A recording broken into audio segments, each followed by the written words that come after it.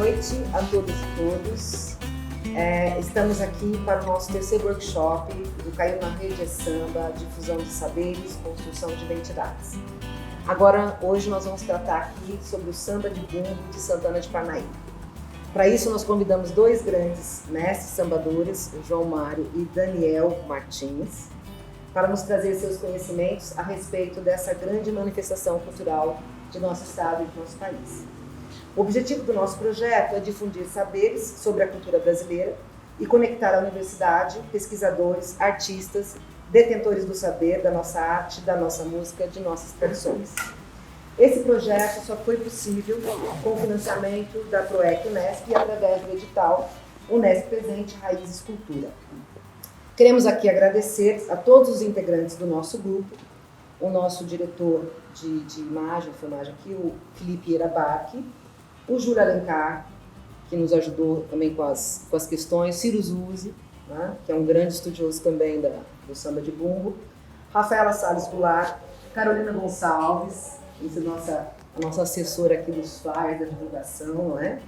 A Carla Gentil, cadê a minha primeira orientanda e grande parceira, o Weber Carvalho, que logo estará aqui, também trabalha com o tema, o Ulisses Duarte, a Milena Maier, o Daniel Martins, Anderson Ribeiro, que fazem parte desse grupo há mais de 2 anos. Quero agradecer também ao Chico Maia por seu apoio aos nossos projetos, a todos os servidores técnicos, administrativos e docentes da Faculdade de Ciências e Tecnologia Campus de Ourinhos, da Unesp, que têm nos apoiado e auxiliado na viabilização e concretização de nossas ações. E, claro, novamente a PROEC Unesp.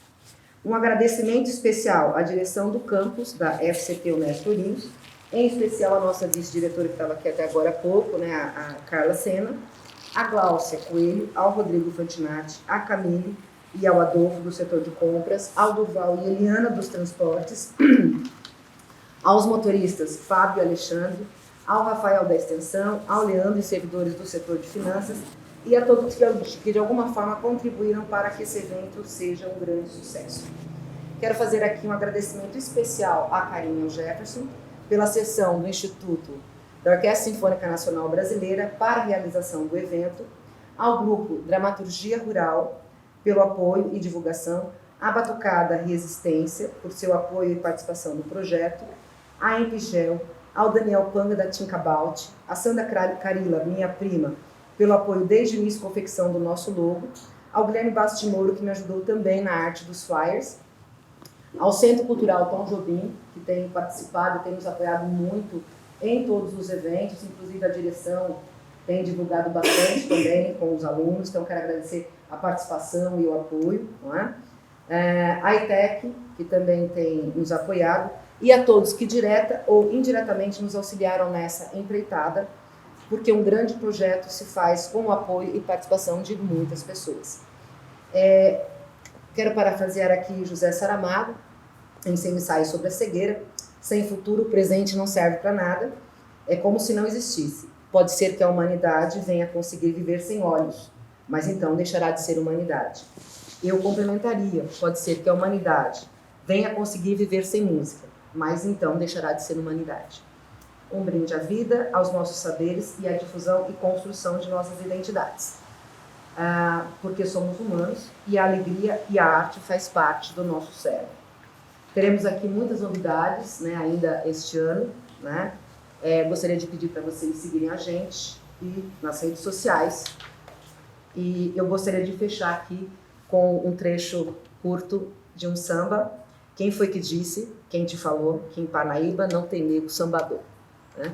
Então, queria agradecer a todos os presentes e principalmente João Mário e Daniel, que estão aqui e que vão aí, nos trazer muito conhecimento sobre essa tradição cultural extremamente importante, né, do interior do nosso estado de São Paulo. Ok? Muito obrigada. Boa noite, pessoal. Me chamo João Mário, enfim, como ela já apresentou, queria agradecer na Rede é Samba, enfim, todo mundo que participou para que isso acontecesse. É sempre bom a gente estar... E aí, Weber? É sempre bom a gente estar levando isso, né? E como qualquer outra roda que a gente começa, pelo menos que eu aprendi, a gente primeiro saúda os nossos mais velhos, saúdo os nossos mais novos e os meus mestres pretos, que são eles que são a fonte dessa caminhada, né? E, enfim, falar do samba de bumbo é falar um pouco sobre o que chega em São Paulo enquanto samba, né, e se difunde pelo interior, e como que isso chega, por exemplo, no AMB.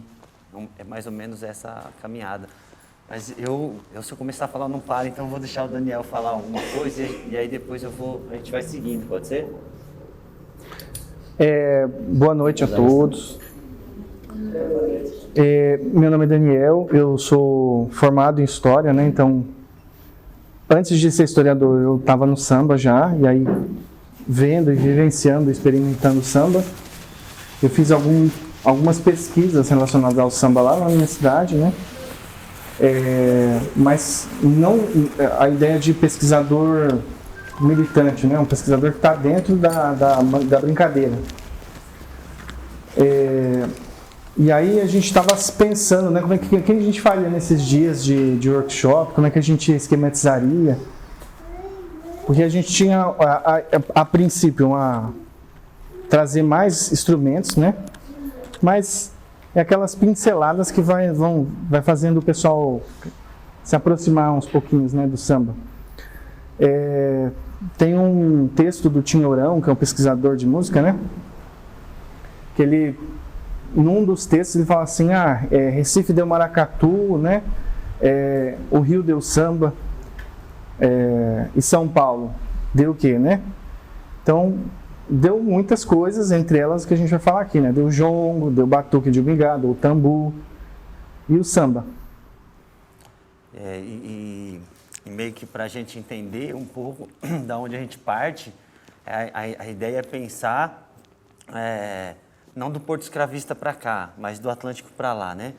E entender como que isso chega aqui, como que isso se desenvolve aqui, né? Então, essa é uma cultura centro-africana, é uma cultura banto,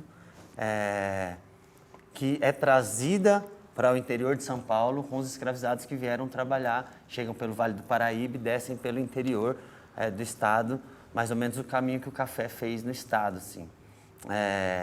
Ele obedece uma regra africana, praticamente, de música, onde o mais grave é o solista, então já parte daí que ritmicamente ele é diferente do que a gente conhece de samba hoje em dia, né? Mas foi todo um processo para isso acontecer, enfim, e é sobre o que a gente vai falar também. E o samba de bumbo, ele tem algumas outras características que dizem, né, o que é o samba de bumbo, porque das comunidades que restam ainda hoje em dia no estado, que fazem o samba de bumbo, cada uma tem um jeito de fazer diferente, um sotaque diferente, mas todas elas têm um cordão umbilical, que a gente fala, que liga todas elas. E justamente o cordão umbilical, que é essa principal ligação com a cultura centro-africana, né? Como eu falei, é uma cultura banto, diferente da Iorubá, que a ancestralidade está no ori, né, na cabeça. Na cultura banto, ela está ligada ao cordão umbilical, né? Por isso o batuque de umbigado, o jongo celebra tanto isso, né? E o bumbo nada mais é do que uma extensão do cordão umbilical também. E ele não só aí, mas em diversos outros aspectos também traz essa africanidade, né? No próprio instrumento em si, que apesar do que a gente tem de coisa escrita, e sempre que a gente vê um instrumento como esse que lembra uma zabumba, a gente pensa em algo ibérico ou qualquer coisa assim, não, é um instrumento que já era utilizado em África também, e a gente parte também desse princípio que a história disso nunca foi escrita, né? Então, a história preta no Brasil nunca foi escrita, né? Sempre foi escrita por mão branca, então é sempre uma perspectiva. Então, o olhar que se dá para isso, sobre diversas perspectivas, a que os nossos mestres trazem na tradição oral, são essas, e a gente começa a enxergar algumas coisas vendo o que acontece hoje, o samba de bumbo. O bumbo, por exemplo, né, como eu falei, é o instrumento que é o solista, e ele também tem esse sentido de ser agenciado para a cura, né? Então, o bumbo é um inquice, a gente fala, né? O bumbo, quando ele nasce, ele é batizado. Nas comunidades de samba tradicionais, quando ele é batizado, ele recebe um nome.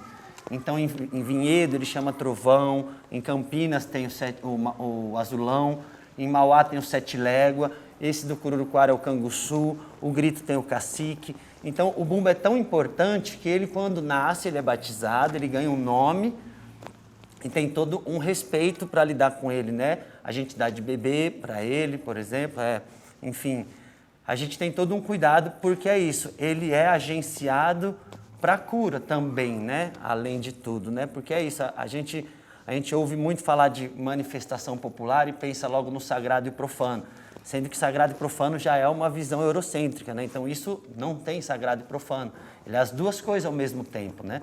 Porque essa ideia do que é uma coisa e o que é outra coisa já é uma ideia eurocêntrica, né? Religiosa, de pecado e não pecado. Então, e aí, desses 5 milhões de africanos que vêm para o Brasil forçadamente, né? Uma grande quantidade vem no século XIX, que é quando a gente...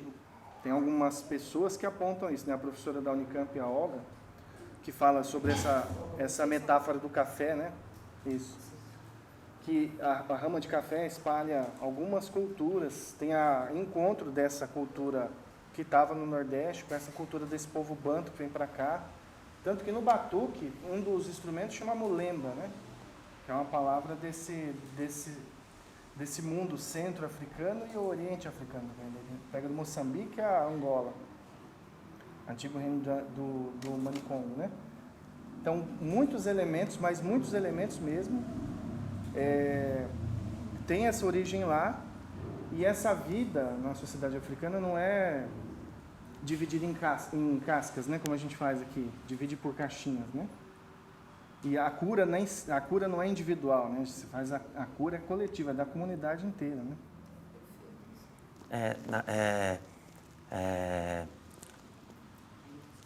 E a gente tem que entender sempre também que a gente está partindo de um estado, né? De um espaço, né? Ou seja, o Sudeste, que é um lugar que constantemente ele tem a manutenção do apagamento histórico, do embranquecimento histórico, né? Então, como a gente está falando de Centro-África, a gente tem que entender que se a gente pegar o mapa demográfico da escravidão, São Paulo e Rio, por exemplo, receberam mais que o triplo dos escravizados que desceram no Nordeste, por exemplo, né? E quando a gente fala em memória preta no Brasil, a gente liga sempre a Bahia, Pernambuco, qualquer coisa, mas só no Valongo, ali no Rio, desceram 1 milhão de escravizados, né? E São Paulo, enfim, no período escravista era a farra para eles, né? Então, a gente até brinca do Tietê ser o Mississippi, né? Então, enquanto no período que já estava proibido, São Paulo ainda estava chegando, né, muito. Então, a gente está falando de um estado que a gente conhece o samba, conhece a escola de samba, mas a gente não ouviu falar, por exemplo, do samba de bumbo ainda, né? O que é normal não, mas é o que acontece, né, se tratando principalmente do Sudeste, né? Não que não existam outros lugares melhores ou piores, mas o Sudeste ele é muito, muito bom nisso, né? Então, quando a gente fala dessa tradição centro-africana, a gente tem nas comunidades do samba de bumbo, em todas elas, você ouve falar, por exemplo, de algum membro dessa comunidade que era tido como um cara que era o curandeiro, o que fazia a medicina, né, o que agia a medicina. Nessas comunidades, como no Cururuquara, tem seu João Diogo, ou seu João Sete Anel, em Campinas tem o seu João Diogo, enfim, tem essas figuras. E aí, novamente, a gente traz essa influência quando a gente percebe, ou a partir de alguns estudos, que as comunidades centro-africanas, elas tinham esse sistema de organizacional dessas sociedades, eram compostos de núcleos familiares, né? E esses núcleos familiares, apesar dessas comunidades centro-africanas elas serem matrilineares, ou seja, o homem recebe o nome da mulher quando casa, por exemplo, isso já muda todo o contexto, mas elas também eram patriarcais no sentido de que o homem era quem provia o sustento da família. O homem, que era o chefe desse núcleo familiar, era conhecido como cota, né? E a comunidade que era constituída de núcleos familiares, esses núcleos familiares todos tinham também um líder, e esse líder era chamado de Cumba. Né? Se a gente pegar o dicionário do Assis Júnior, por exemplo, a gente vai achar todas essas palavras, que é do dialeto quimbundo. Os Cumbas eram os líderes dessas comunidades centro-africanas. E os Cumbas, por exemplo, em quimbundo, o Ma é prefixo de junção. A macumba, por exemplo, em quimbundo é a junção dos Cumbas, reunião dos Cumbas. Né? Em Pirapora, do Bom Jesus, a gente vai chegar historicamente aí, mas a gente tem o primeiro texto escrito sobre o samba de bumbo pelo Mário de Andrade, né? Que na década de 30 visita o espaço que é Pirapora do Bom Jesus e para registrar isso. Eu até trouxe o livro que ele escreveu para a revista do Arquivo Municipal e ele foi a primeira pessoa a conseguir registrar isso. Sendo que só em Pirapora essa festa acontecia desde 1730. No Cururuquara isso já se dava também, em vários outros lugares isso se dava. Pirapora, na década de 30, só a gente tem o texto do Mário. Oi, Lúcia, tudo bem? A gente tem o texto do Mário. E no texto do Mário, ele descreve uma figura, chama o Samba Rural Paulista. Ele escreveu para a revista do Arquivo Municipal, número 41, e nessa revista também escreveu o Mário Wagner Vieira da Cunha, que era da mesma escola de antropologia do Mário, que fala também sobre a festa de Pirapora, e ele também narra algumas rinchas que aconteciam dentro dos barracões. A gente vai contextualizar Pirapora melhor ainda, mas a ideia é para entender quando a gente consegue enxergar aquilo aqui ainda. Então, ele descreve um senhor chamado Pai João Diogo, Pai Diogo chamavam ele. Seu João Diogo da perna de pau. Era um senhor que tinha realmente uma perna de pau e ele usava um chapéu dobrado e no chapéu estava escrito General dos Sambas de São Paulo. E a gente tem ele no texto do Mário como um chefe de batalhão de um grupo de uma comunidade de samba que vinha de Campinas, e ele chega no barracão e canta assim: eu sou filho de Cumba Cumba, neto de Cumba Cumba. Então, da onde que seu João Diogo está falando, né? O que seu João Diogo está trazendo, né? De bagagem, né? Então, não adianta a gente pensar no que é feito no Brasil só do Porto para cá, que aí a gente não vai entender o que de fato isso informa, né? A gente vai tentar construir. Mas se a gente pensar do Atlântico para lá, a gente começa a enxergar diversos símbolos e coisas que a gente ainda reproduz hoje em dia, que ainda informa isso hoje em dia. E aí o que vai formar, inclusive, a nossa língua portuguesa, e que é diferente da língua portuguesa para outras comunidades que são falantes da língua portuguesa, é justamente esse quimbundo. Esse jeito de se comunicar, de se expressar, que muitas palavras estão no nosso idioma, e que os portugueses, por exemplo, não conseguiam pronunciar algumas coisas no quimbundo, então eles colocavam vogal antes, né? Uma coisa que a gente costuma chamar do samba, da roda do samba, ou do grupo de samba, ou do próprio samba, ou dos instrumentos, é ingoma, mas é com N na frente, ingoma. Ingoma, então, seria essa referência aos instrumentos, à roda que está dançando e tudo em si, né? Porque a coisa não é exatamente divididinha.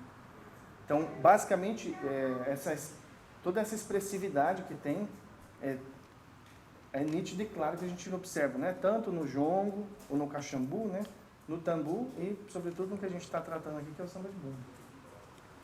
E aí, trazido um pouco disso só, né? Que é um universo muito grande, é muita coisa, mas isso quando chega no interior de São Paulo, né? Que vira, de fato, o samba de bumbo, que a gente chama assim, mas tem peculiaridades também na forma de chamar, mas samba de bumbo justamente por causa da importância do instrumento, né? E a gente, hoje em dia, né? Como eu falei, o primeiro texto que fala disso foi do Mário de Andrade, ele já conhece isso lá na Rangel Pestana, no Brás, né? E aí ele vai se informar e dizem para ele que Pirapora é o grande lugar que isso acontece. Apesar das comunidades já fazerem, mas Pirapora do Bom Jesus é uma cidade aqui do interior de São Paulo, né, que se concentrou um grande fluxo desse movimento, porque em 1725 foi encontrada uma imagem no rio do Bom Jesus, né, em tamanho real, de madeira, enfim, E aí, ditos milagres que essa imagem proporcionou, Pirapora se tornou o principal polo turístico religioso do estado de São Paulo. Pirapora era muito maior que a Aparecida do Norte, por exemplo. Até a década de 20, 30, assim, Pirapora era o grande centro turístico religioso de todo o interior de São Paulo. E, naturalmente, os donos das fazendas iam e levavam com eles os escravizados, que acampavam no entorno da cidade. Então, ali começa a surgir muito esse fluxo de comunidades que traziam esse samba. A gente, mais uma vez partindo do Mário, porque antes do Mário ficou só na oralidade mesmo, né? Então, o que a gente tem de fato escrito foi da década de 30. E aí que ele já coloca Pirapora como esse grande centro, como referência de toda essa cultura que rolava no interior de São Paulo. Não só do samba de bumbo, mas também do batuque, do jongo, que pega todo o Sudeste, mas o batuque também, que é daqui de São Paulo, e o samba de bumbo, que são duas tradições paulistas que você não encontra em outro lugar, por exemplo, devido às especificidades dele. É claro, coisas parecidas você encontra, mas... Aí até o Nhô Chico, que chama, não, Nhô Tunico, filho do Maneco Músico, que era lá de Parnaíba, é o Carlos Gomes, né? Então ele escreve peças, por exemplo, da Caiumba. Então ele apresenta com música clássica, né? Inspirado nos batuques que eu estava presenciando, em Campinas, na região toda, né? E me parece que ele ia muito lá a Parnaíba, lá perto de onde hoje é o museu, né? E aí tem um primeiro momento, porque aí essa história de Pirapora é o momento se você visualiza o espaço que era destinado a cada um na festa. Porque assim, para o povo branco, você podia entrar onde você quisesse, né? Mas para as comunidades que fazem samba de bumbo já não era bem assim. Então a polícia vinha, segurava na porta do barracão para não sair na rua. Tinha todo um trâmite. O primeiro baque, então, quando a Igreja Católica vê Pirapora como um grande centro de imigração, de romaria, né? As pessoas buscando cura, criar um seminário menor e outro maior, né? Para a formação de padres. Eles chamam os belgas premonstratenses, que, no meu entendimento, é quem vai tentar dar uma freada nesse avanço dessa festa. E aí o ponto de vista branco sobre a festa, né? Assim, essa parte é muito profana da festa sagrada, né? Uma coisa que tem música, o pessoal tá rindo. Onde é que já viu, né? Só ri. Então, na verdade, essa vida indivisível que existe, né? Tanto nas comunidades centro-africanas, quanto vai ter repercussão aqui. Mas o mundo branco de São Paulo, do século XVIII para o XIX, vai tentar dar uma freada disso em vários momentos. E aí a Pirapora é o que mais literalmente aparece, né? Literalmente. Onde eles podiam, né, ainda fazer, né? Não, mas mesmo assim, por exemplo, do ponto de vista que esses padres premonstratenses, que é o que os cronistas falam, né? O próprio Mário de Andrade fala, os padres, de mão dadas com a polícia, proibiram de sambar no barracão. O que acontecia? A Igreja Católica viu que o fluxo de peregrinos para lá era grande, né? Então, os peregrinos ricos poderiam e normalmente ficavam na rede hoteleira. Mas os pobres não, então eles faziam acampamento. Até hoje tem, né? O pessoal vai de romaria, faz o acampamento, churrasco, os charreteiros. E aí eles construíram 2 barracões para os romeiros pobres, que não tinham onde se hospedar. Só que um desses barracões foi incorporado para o povo que fazia a tiririca, que é a capoeira paulista, né? O samba de bumbo, o jongo. E o pessoal vendia os quitutes, né? Os doces, comida, quentão. E a festa da igreja durava o 6 de agosto, que é um dia. A festa do barracão durava 6, durava uma semana. Então, começou a ter esse enfrentamento muito grande, né? E essa tentativa de cercear. Então, de mãos dadas com a polícia, era só para dormir, não podia sambar nos barracões. E aí, paralelo a isso, né, com o fim da cultura cafeeira, naturalmente, se deu no momento que São Paulo estava dando a cara de que seria uma grande metrópole, né, uma grande cidade. Então isso causa um fluxo muito grande desses negros do interior que ficaram sem trabalho para o que eram as periferias do centro, né, da cidade, onde hoje em dia a gente considera centro, né? Por exemplo, na Bela Vista, o Bexiga, a Liberdade, a Baixada do Glicério, a Barra Funda, né, que foi a pequena África paulista. Então, ali chegam esses negros vindos do interior com todas essas influências que a gente colocou, que a gente já falou, inclusive o batuque, o jongo, o samba, a ancestralidade centro-africana, e chegam nas periferias da Grande São Paulo e tem ali também a dificuldade de arrumar trabalho, né? Porque eles não tinham mais trabalho no interior e aqui nas periferias do centro também eles não conseguiram trabalho.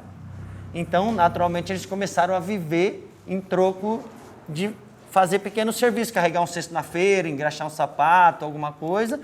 E aí tem um primeiro ponto de encontro já na capital de São Paulo, que é o Largo da Banana, que pouquíssima gente também ouve falar do Largo da Banana, mas é um ponto essencial para o samba no estado de São Paulo, né?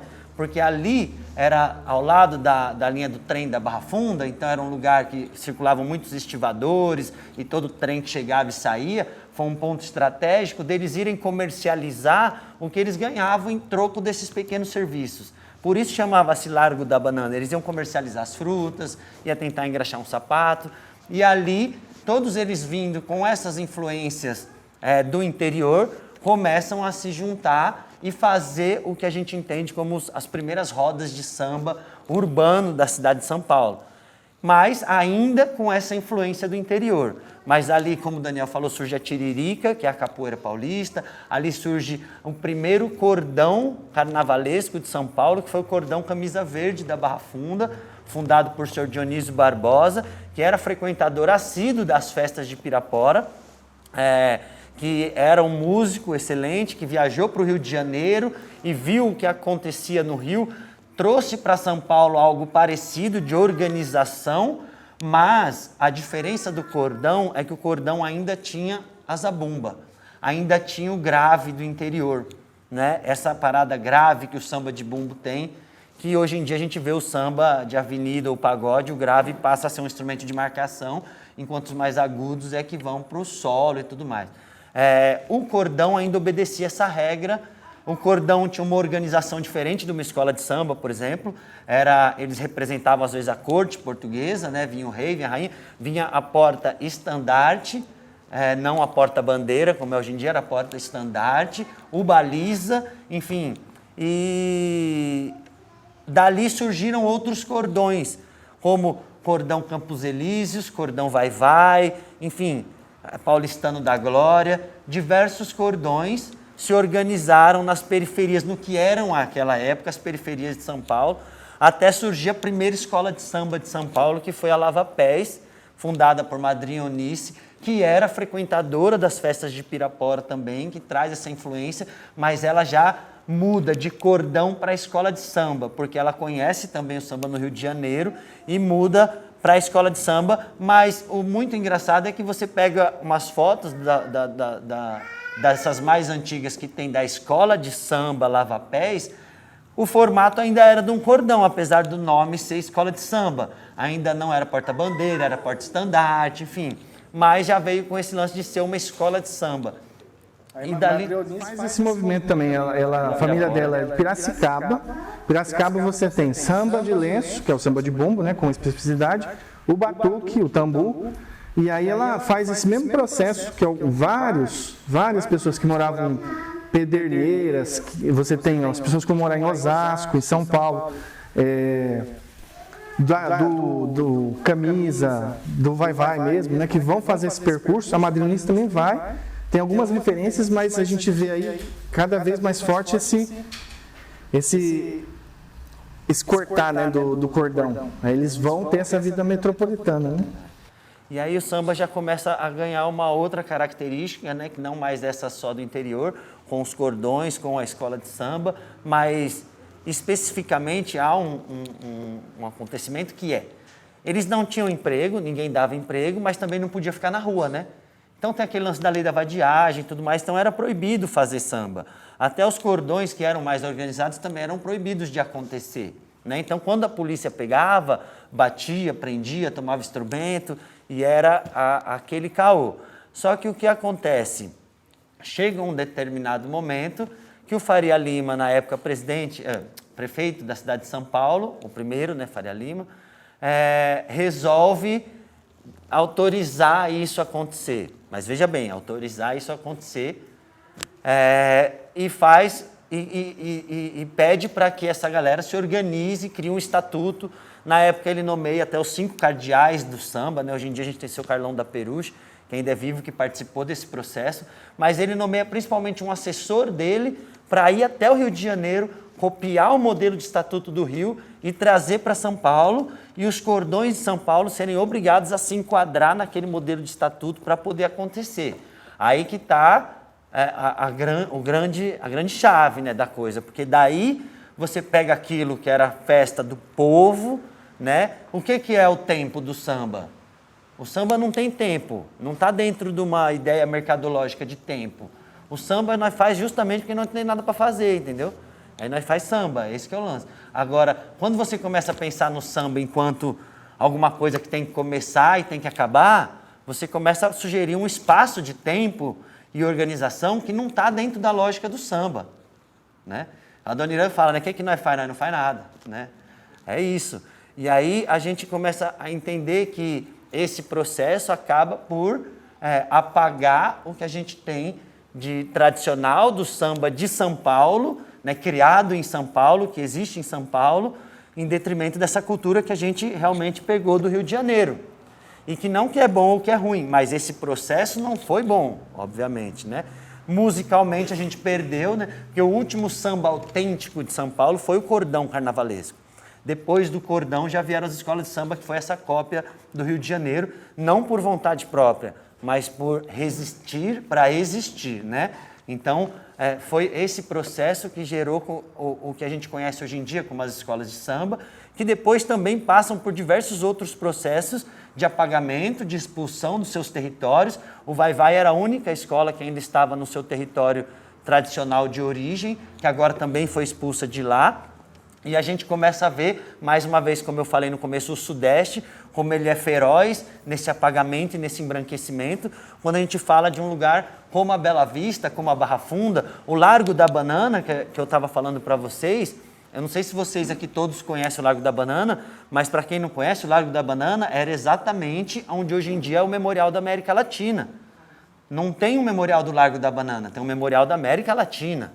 E hoje em dia, só que através de um projeto das comunidades de samba, a Prefeitura de São Paulo foi lá e colocou uma plaquinha reconhecendo aquilo como o Largo da Banana. E um ponto fundamental para a cultura de São Paulo, para a cultura do samba de São Paulo. Essa cultura do samba que movimenta tanto o Anhembi aqueles 4 dias. Mas o que esse sistema mercadológico faz com o samba? Propõe essa organização e coloca num lugar específico para ele acontecer. Né? Começa na São João, na Tiradentes, enfim, até chegar no Anhembi. Que aí, ali sim, você conseguiu botar uma moldura nisso que era essa festa, sem tempo, sem dinheiro, sem espaço, sem uma mercantilização. E ali você passa a cobrar para entrar. Hoje em dia, por exemplo, a gente chega na Bela Vista, entra no ônibus, vai para o Anhembi, desfila, entra no ônibus, vem embora. Isso é o carnaval, sacou? É totalmente o contrário da ideia principal, né? Mas isso tudo aconteceu e acontece, e São Paulo, mesmo assim, pega esses bairros como a Bela Vista, né, como o Bexiga. Quando a gente fala em Bexiga, no bairro do Bexiga, o que a gente logo lembra? Italiano. Uma colônia italiana, né? E o bairro do Bexiga, onde estava, estava, né, até um ano atrás, era um bairro que foi um quilombo, porque em São Paulo, antes da periferização da cidade de São Paulo, era normal você ter um casarão de um barão do café do lado de uma colônia africana, né? Isso era no mesmo espaço, né? São Paulo se deu entre os 3 mosteiros ali, né? A própria 25 de março sempre foi uma rua de comércio, por exemplo. Então, a gente só vai...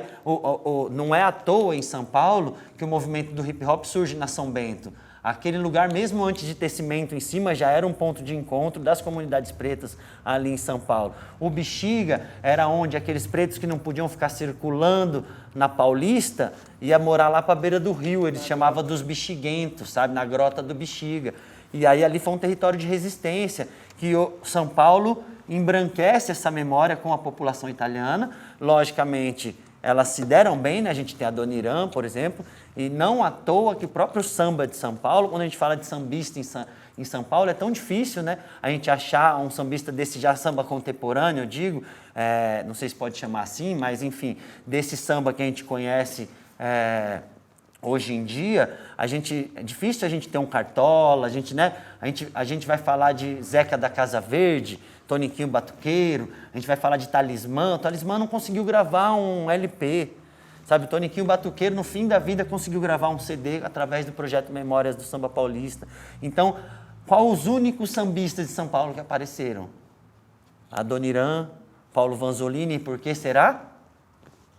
Né? A cor da pele influencia muito, tanto a esse ponto. A gente fala de samba de São Paulo, a gente só pensa em quais, mas né? Por que só a Dona Irã? Né? Por que o Zeca da Casa Verde não conseguiu gravar? Por que o Geraldo Filme conseguiu gravar um LP com 62 anos de idade? Né? Por que a Liberdade... Alguém aqui já ouviu a história do bairro da Liberdade ou não? Já? O bairro da Liberdade era chamado... Vocês conhecem hoje em dia o bairro da Liberdade, né? A maior colônia oriental, né? Fora do Japão, enfim. O bairro da Liberdade chamava-se Bairro da Glória. E ali onde tem a capela, quem já visitou o bairro, tem a capela Nossa Senhora dos Aflitos, que está espremidíssima, né? Enfim, ali em frente à Nossa Senhora dos Aflitos era o Largo da Forca. Ali era onde eram enforcados os condenados à forca. Obviamente que eram pretos e pobres, né? Sempre. E ali, inclusive, tem o cemitério, né, dos Aflitos, que era onde enterravam esse povo que era enforcado ali. E aí, um cara em específico... Era um soldado. Um soldado, Chaguinhas. Ele Quer contar da história dele? Reclamando do soldo, né? Tinha que aumentar o soldo. E aí ele foi condenado pelo... Não sei quem estava no governo, algum desses imperadores que a gente teve. E aí ele veio para ser morto, que a execução em praça pública, né? Para servir como exemplo, no Distrito da Glória. E aí, até hoje, você vai lá, tem o quarto onde ele ficou preso alguns dias, né? Para se confessar, pedir perdão, não sei o quê, e ia para a forca. E a pessoa vai, anota o que ela quer, põe no vão da porta, dá 3 batidinhas, chama o Chaguinha, que aí ele realiza o desejo. Chaguinhas era o nome desse soldado, que aí ele foi condenado à forca. E assim, o único livramento para quem era condenado à forca era sobreviver. Se você sobrevivesse à forca, você estava livre. Só que os Chaguinhas enforcaram ele 3 vezes para conseguir matá-lo. E o povo ali da Glória gritava liberdade para os Chaguinhas. Por isso era liberdade, liberdade. Por isso o nome do lugar é Liberdade. Agora, vocês conseguem entender o que a gente pensar em colônia oriental faz com esse território e com essa memória? Né? O que a colônia italiana, né, esse entendimento das cantinas no bairro do Bexiga, também faz com essa memória? O que São Paulo faz com a sua própria memória? Né? O que o Sudeste faz com a sua própria memória? E isso passa pela cultura popular também de São Paulo. Né? A gente passa a elitização do samba, a gente passa pela elitização... Eu sou suspeito para falar de escola de samba porque eu gosto muito, apesar de entender todas as problemáticas que o AMB traz para o samba. Né? A gente entende, mas a gente gosta muito. Né? Então, se a gente pegar as escolas de samba de São Paulo, principalmente as tradicionais, elas nada mais são do que quilombos urbanos, que ainda seguram e mantêm essa resistência. Se vocês forem no Camisa Verde e Branco, na Barra Funda, era eu e meia dúzia de branco assistindo o ensaio. Sabe? É uma galera pobre, é uma galera preta que está cantando, que está dançando, que está fazendo, e também é uma instituição, trabalha com o social da comunidade. Se você for no ensaio do Vai Vai, se você for no ensaio da Nenê de Vila Matilde, da Vila Maria, enfim... vocês vão ver o quanto esses espaços ainda são espaços de troca, de afeto, de resistência. Aquilo que a Globo mostra é só o que a gente faz naquele dia, mas os ensaios já estão rolando, as trocas já estão rolando, as coisas já estão rolando. Aquilo lá é um dia, uma apresentação específica. Mas enfim, isso tudo... Quando o Oswaldinho chegar, tem uma história também que aqui passa Sorocabana, né? Então o Oswaldinho contou uma história que aí tinha que fazer, descia para Santos, né? E parece que tinha um vagão que ia só os batuqueiros fazendo samba, daqui até lá. E às vezes lotava, porque o pessoal gostava muito do samba, né? E ele trilha mais essa história. É muito interessante também essa conexão do samba com o trem, né? Tem o samba do trem, inclusive. Muito interessante. E aí, assim, tudo isso é só para a gente entender o que isso é e onde chega, né? Mas, de fato, a gente veio mais para falar disso aqui antes de chegar lá, né? Não entrar tanto nessa... Tomando mais um pouquinho do tempo, é o seguinte, tem um Kumba também, talvez se a gente pensar no que a gente já leu sobre a história da África, né? Eu pensaria na palavra de Doma, Soma, né? Eu agradeço muito que as pessoas chamam de mestre, mas não, ainda não, ele tem muito feijão para comer, né? Talvez um conhecedor, que aí naquele texto do Rampateba ele fala da diferença do conhecedor para o mestre, né? Que o Seu Isidoro. Seu Isidoro aparece nesse artigo do Mar de Andrade também. Isidoro Laurindo de Camargo, ele morreu com 100 anos, lá em Santana de Parnaíba. Isso que já tem uma reportagem.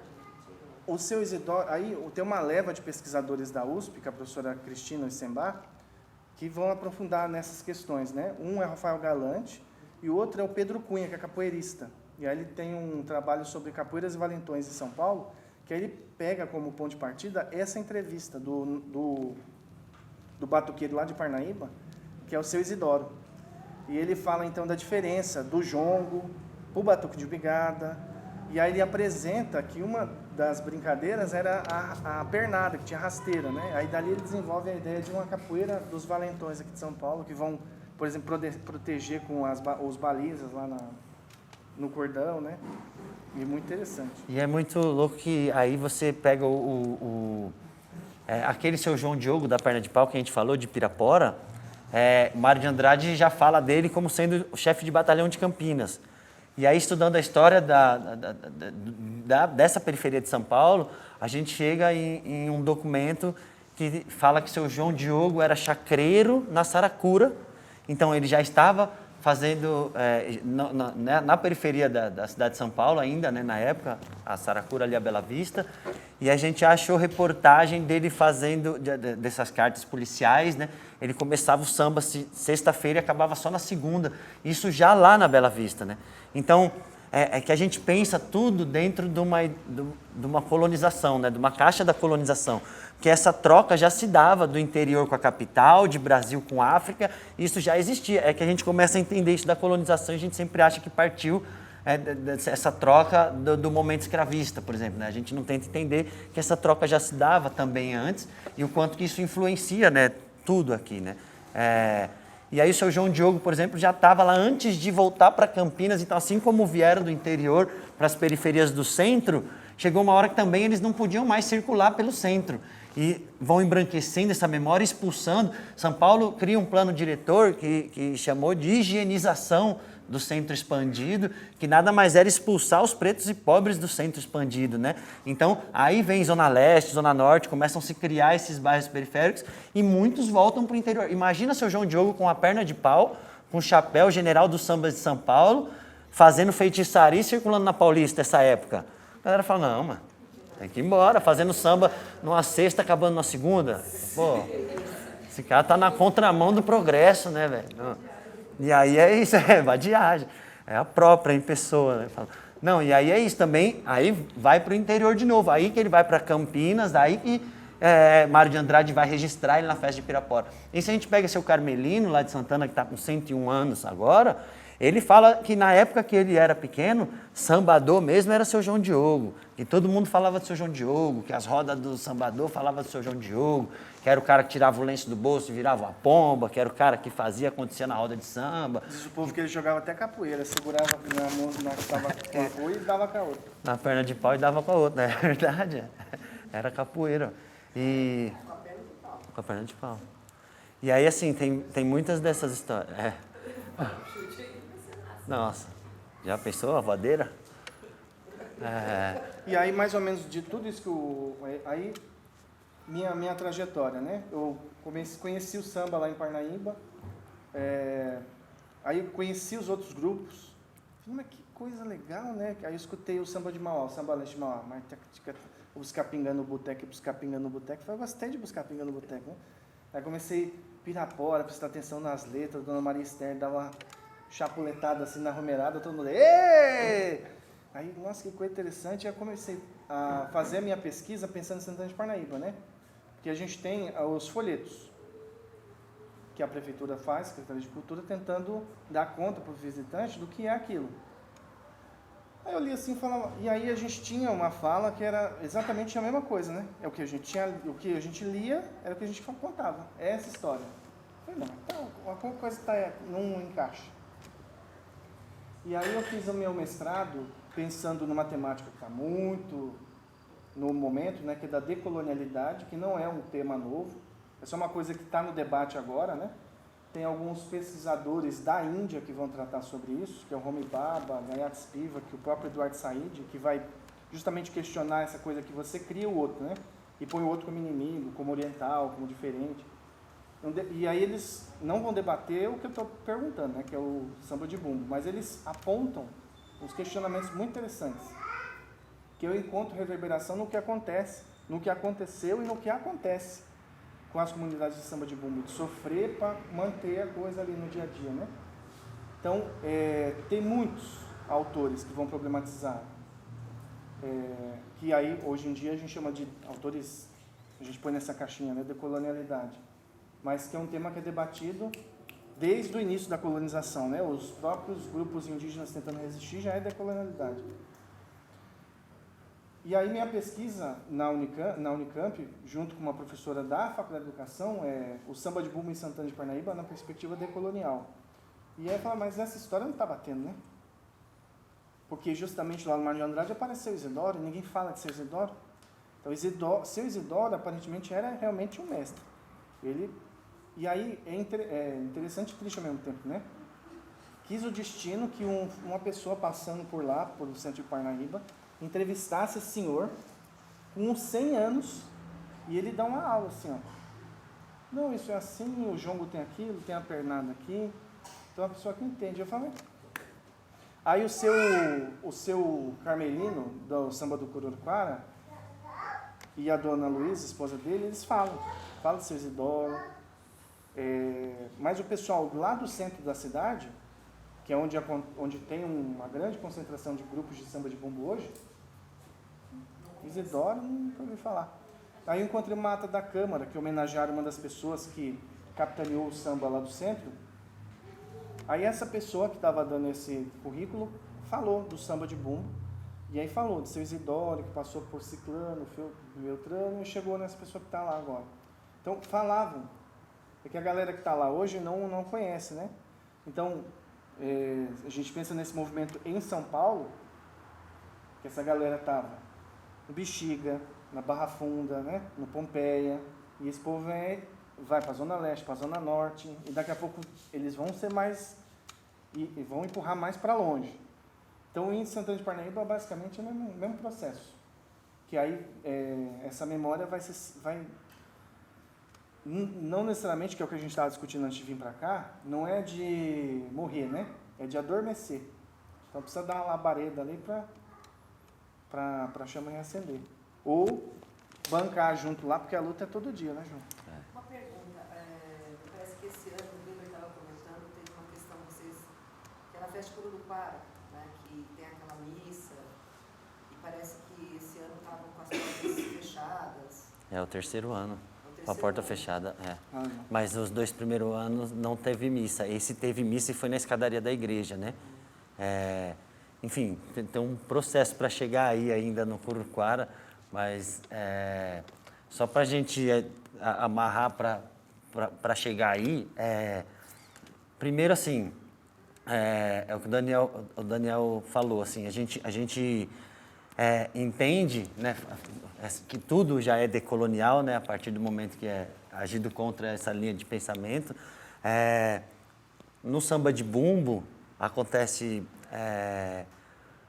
essa troca, né, principalmente com esse instrumento, que se dá, né, independente de ter chegado nas periferias do centro, ter chegado nas escolas de samba, ela ainda acontece muito forte no interior, né? O interior ainda está rolando samba de bumbo, não tão forte quanto era antes, né? O Mário de Andrade mesmo, né, nesse texto da década de 30, já fala que a própria festa de Pirapora já está em declínio, né? Ele só encontra 2 grupos, um era da Barra Funda, o outro era não sei de onde. Ele vem com essa ideia de samba rural paulista, né? Ele que denomina assim, mas ele mesmo conheceu um grupo da Barra Funda, outro no Brás, enfim, até onde ia essa ruralidade de São Paulo, né? Essa época, mas entendendo que isso não acabou. Algumas comunidades adormeceram, mas, novamente, né? Novamente, para trazer essas comunidades centro-africanas, como eu falei, para entender isso, a gente tem para essas comunidades uma cosmovisão chamada de Dikenga Djakongo, né? Que é a cosmovisão centro-africana, cosmologia bantu. Né? Tigana Santana fala muito sobre isso, Galante traz em alguns cursos. E analisando esse cosmograma, a gente vê o quanto isso ainda influencia essas manifestações acontecerem ainda hoje e quanto a insígnia e símbolos ainda estão guardados e sendo preservados muitas vezes de outros jeitos, mas a gente chega por exemplo, na estatuária centro-africana, que é conhecida como Inkisi, né? E diferente da ideia de estatuária grega e romana, que é feita em pedra, em mármore, para nunca acabar, a estatuária centro-africana ela é feita em madeira, que tem um documentário que chama Estátuas Também Morrem, que a ideia é essa, ela nasce, ela vive e ela morre. Então, ela é de madeira justamente porque ela não tem que ser eterna, ela acaba uma certa hora. E o Inkisi, ele tinha sempre um umbigo avantajado e dentro do umbigo eram guardadas as plantas de poder, objetos sagrados, enfim. E, mais uma vez, o cordão umbilical tanto é representado nessa estatuária, né, nos inquices, que aí a gente vê essa ligação muito forte com o bumbo aqui do interior, né, enquanto um instrumento também sagrado de poder, mas que também nasce, é batizado, né, como a gente falou, ganha um nome, ele vive e ele morre. Então, nem sempre a gente quer ficar reformando um bumbo para sempre, para que ele dure para sempre. Então, diversas comunidades acabaram perdendo seu bumbo. E não necessariamente, aí, quando perde-se esse bumbo, as comunidades adormecem. Mas, às vezes, elas acordam, às vezes demoram mais a acordar, a despertar, né? Muitas vezes não despertaram ainda, em muitos lugares. Mas, em alguns lugares, ela não chegou nem a adormecer, né? Mas tem lugares como Vinhedo, que o samba ficou adormecido por mais de 20 anos, porque o bumbo estava rasgado e não tinha mais o cara que fazia. Perde? Como é que funciona? O bumbo rasga e aí... Não, o bumbo rasga, ou perde, ou dá bicho, acaba, e simplesmente acaba. E aí, muitas vezes, não ficou o cara que é o construtor disso, por exemplo. Então, isso não se renova e a galera dá uma parada. Mas em Vinhedo mesmo aconteceu uma coisa muito interessante, que aí o TC da Casa de Cultura Tainã, junto com o mestre Alceu, vem o bumbo lá, chegam para a família e pedem para reformar aquele bumbo. E a família só deixa tirar de lá porque o TC já era um grande conhecido da família e tudo mais. Aí o TC reforma o bumbo, hoje em dia o samba está fortão de Vinhedo, todo mundo fazendo, ficou mais de 20 anos adormecido. Assim aconteceu com Itu, que está voltando agora. Mas lá em Santana de Parnaíba a gente tem dois grupos que são esses mais antigos, que é o Grito da Noite agora, né, que era o samba do Henrique Preto, e a gente tem o samba do Cururuquara. O samba do Cururuquara, que é esse que você comentou da festa... Esse é o nome? Esse seria o nome original, então, você vê que o nome também saiu, né? Era Samba do Henrique do Galo Carijó, hoje chama-se Grito da Noite. Samba do Henrique Preto do Galo Carijó. E aí, assim, em Santana de Parnaíba, isso se manteve em dois momentos. Um no período carnavalesco, né, com o Santana de Parnaíba, a gente parte de um centro histórico colonial. Então, por aí você já entende o que acontece. São casas de taipa, de pilão, casas de barro, de muitos e muitos anos, mas Santana de Parnaíba tem uma característica que é fundamental, que hoje em dia você pouco ouve falar, é que é o maior conjunto arquitetônico tombado, né, na região metropolitana de São Paulo. Hoje em dia é um centro histórico colonial, patriarcal, supervalorizado. Mas há pouquíssimo tempo atrás, tipo, eu estou com 36 anos, um jovem, por exemplo. Há pouquíssimo tempo atrás, quando eu era pequeno, por exemplo, o centro de Santana de Parnaíba era um monte de casas de barro caindo que ninguém queria morar. Tipo, a galera estava dando.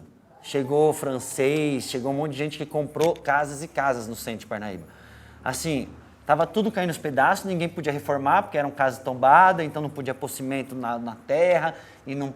Várias caíram assim mesmo, tem várias casas ali no centro histórico que chegaram a cair. Até que... Olha, a máquina quase caiu também, viu? É para confirmar. Pausas para os nossos comerciais.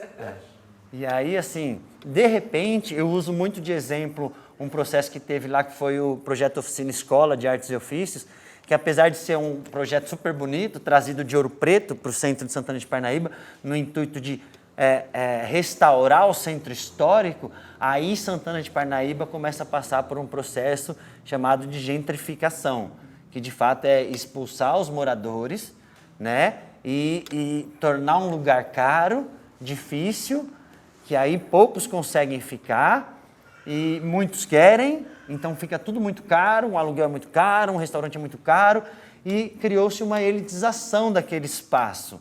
E o samba do Grito da Noite, que era o samba do Henrique Preto, naturalmente acompanha esse processo. Então, Santana de Parnaíba, na década de 70, tinha 5 mil habitantes. Na década de 70, hoje em dia está com 130 mil. A gente está falando de 40 anos, cara. Tipo, é muito rápido, está muito próximo a São Paulo, está na região metropolitana. Então, o mesmo processo que aquele centro histórico passou de valorização, de embranquecimento, de tudo, passou a cultura popular que nele existia também.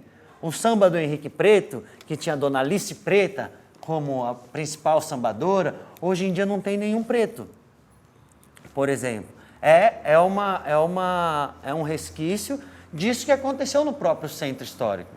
Aí vão falar, tá, mas ninguém chegou lá e não deixou os pretos mais participarem. Não, tudo bem, mas isso não se dá dessa forma, né? Isso se dá por causa de todo esse contexto social que fez com que aquela cultura que acontece naquele lugar se elitizasse também. Porque só as famílias de melhor poder aquisitivo puderam permanecer naquele território. Algumas não. Uma ou outra ali você encontra ainda que herdou, ficou e não vende, acabou ficando.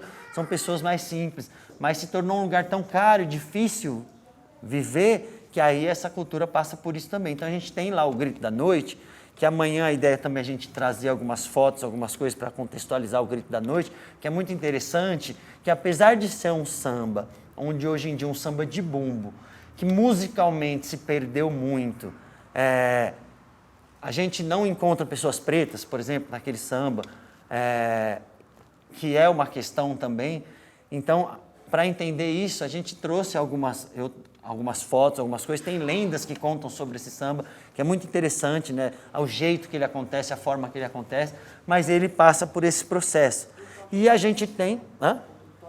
ele se perdeu bastante, assim, uma empobrecida. Assim, nós temos na Engoma, normalmente nós temos um bumbo maior, de maiores dimensões, né, que vai ser o carro-chefe, vai ser o que vai conduzir o grupo para cima, para baixo, para um lado, para o outro, é o que manda. Vai ter um menor que vai dar suporte para aquele, né? Esse que é uma caixinha, um surdinho, né? Numa caixa menor. Esse é a Engoma. São os compadres, são 3, a caixinha, o surdinho e os... Mas tem o guaiá, tem o chocalho, mas basicamente são esses 3, que eles chamam dos 3 compadres. Cada um vai fazer uma coisa, porque aí o samba de bumbo é essa coisa do improviso mesmo. Mas que, por exemplo, o vinhedo é uma coisa de um sincopado assim, que para seguir é complicado, né? Porque é muito quebrado. Mas encaixa. Agora no Grito da Noite, alguém perdeu esse sincopado. Aí os dois fazem a mesma coisa pro resto da vida. No Grito da Noite são... Pra gente ver como é que ficou esse... de repente a gente pode tentar. Tem uma ideia, assim. Sim. Não, é assim, aí só para... o lance do Grito da Noite, ele virou muito carnavalesco também, né, Daniel? Tem esse lance de acontecer no carnaval, então não são mais só os 3 compadres, são muitos. Já chegou a época do Grito da Noite sair com 20 bumbos, por exemplo. Né? Já chegou 5 mil pessoas, né? Um bloco de carnaval numa cidade que começou a ter um carnaval, Pique Bahia, com trio elétrico, jogando água no povo, e de repente sai um samba de bumbo no meio desse carnaval. Aí imagina que tem 5 mil pessoas seguindo um samba de bumbo, sabe? Então, obviamente, né, passa por todos esses processos do Grito da Noite, que são complicados, mas manteve ele lá, ele está lá, está rolando. É o grupo que mais teve grupos mais novos que se inspiraram, né, utilizaram ele como referência, porque a molecada, várias, acabaram não tendo espaço de tocar no grito e fundando o seu próprio. Lá aconteceu muito isso, né, com o Galo Garnizé, um Galo Preto, tem um monte que surgiu. Então, é um grupo que é muito importante, porque teve muitos que se espelharam nele, né? O Carnaval de Santana de Parnaíba, hoje em dia, conta com diversos grupos, né? Inclusive, tem uns grupos que a Lúcia participa, que é a Baiomi, Dandaras, que faz o Carnaval também, né? Samba do Pé Vermelho. Uma galera, assim, tipo... Então, assim, olha o quanto é importante, por mais que tenha passado por esse processo. Mas a ancestralidade está lá ainda. Né? O cacique está lá, o bumbo está lá, o inquice está lá, né? A macumba está lá ainda, né? A umbanda, né? A medicina está lá ainda. Então, e a gente tem o Cururuquara, que já é uma outra questão, que é um bairro onde havia mão de obra escrava, que com a abolição, né? O dono foi embora e deixou as terras para trás, com os seus escravizados para trás também, e eles se dividiram e passaram a morar ali. A partir desse dia eles fizeram, segundo os nossos mais velhos, de 3 de maio de 1888, eles fizeram a primeira festa do Cururuquara, fizeram em louvor a São Benedito. Então, há 135 anos essa festa acontece nesse bairro, e o Cururuquara é um quilombo, né, urbano de resistência até hoje, para essa festa acontecer, mas é uma festa que a gente encontra as outras comunidades presentes, os outros sambadores presentes, que passa por todo esse processo de ser um espaço onde houve essa primeira festa, né, dessa família que se organizou e fez o samba. Você teve, né? Você falou no Cururuquara também esse ano, né? Então, foi 135 anos esse ano. Então, a primeira festa eles plantaram 8 palmeiras na frente da capela, sambaram por 3 dias e 3 noites. Dessas 8 palmeiras, 3 ainda estão lá. Esse ano foi plantada mais uma, então tem 4 lá agora, palmeiras. E a festa acontece lá há 135 anos. E ela é um processo, assim, tem a reza cantada, tem a procissão de São Benedito Nossa Senhora, aí tem a missa, tem o levantamento do mastro e depois tem o samba. Só que, a um certo momento, eles começam a ser expulsos dessa terra, né? Ou seja, grileiros, poceiros. Tem relato até de milico de fronteira que foi morar lá e expulsou o povo a tiro de espingarda de lá, sabe? Então, e as últimas famílias que resistiram no bairro, na década de 60, vem a Castelo Branco, desapropria a casa deles, expulsa eles de lá e eles correm para as periferias. Então, o Cururuquara não tem mais moradores da família morando lá. Todos foram expulsos. E eles estão nas periferias mais próximas. Não só mais próximas, mas principalmente Itapevi, que faz divisa. Santana de Parnaíba tem um núcleo muito grande que está lá no Grajaú, no Cocaia, que é 3 horas de distância de lá. Mas eles tiveram que sair. Mas mesmo assim, eles retornavam todo ano no bairro para fazer a festa de São Benedito, né? Até que formou-se uma atual sociedade branca, né, rica, no bairro, de chacreiros e poceiros, que vem naquela data uma possível... um dia bom da igreja arrecadar algum fundo, né? Então vê que aquela data movimenta o bairro. Então começa a querer organizar e tomar conta dessa festa. E aí eles criam uma comissão organizadora da festa que eles não chamam ninguém do samba, da família dos sambadores para participar, e eles começam a fazer a festa da maneira deles. E se a gente pegar o documentário mesmo do samba do Cururuquara, que está no YouTube, que é de 2012, acho, né? 2011, você já vê nitidamente na fala das nossas mestras mais velhas o sentimento de ser intruso na sua própria festa.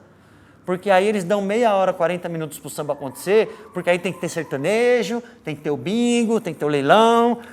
Toca aí meia horinha aí, pô, legal, pô, muito bom. O pessoal, o preto vem aí vestido de escravizado, pô, dá roupa de saco para essa galera, né? E é isso, assim, tipo... E aí elas começam a ver que estão intrusas dentro da sua própria, do seu próprio território. Esse processo, na entrada do bairro do Cururuquara, ali no bairro do Cururuquara tem 2 condomínios. Então, na entrada já tinha, né, a ideia de um portal para mais condomínios. Do outro lado, pensando no negócio do patrimônio, né, na preservação, tudo com muito suspeita, né? Um residenciais de alto padrão chamado Aldeia da Serra, que uma parte fica no município vizinho que é Barueri. E assim, muitos condomínios mesmo. E naquela área do entorno, possivelmente apareceriam loteamentos populares. E aí eles foram e solicitaram o tombamento de uma área de patrimônio natural, que seria a Serra do Itaqui. E algumas pessoas já fazem esses artigos por aí, apontando isso, que a preocupação não era ambiental, era afugentar esse povo para não se aproximar deles. Então, esse processo só de um lado da Castelo, na Castelo, e do outro lado da Castelo. E aí o Coruriquara sempre passou a ter que brigar muito para poder ter mais espaço e ter direito de volta a essa festa. Até que chegou um momento que aí aparece esse reforço de uma galera mais nova também, que né, como o Norbertinho, que deu um gás muito forte na festa, mas acabou falecendo num acidente super trágico, com a esposa, com o filho, com mãe, enfim, todo mundo.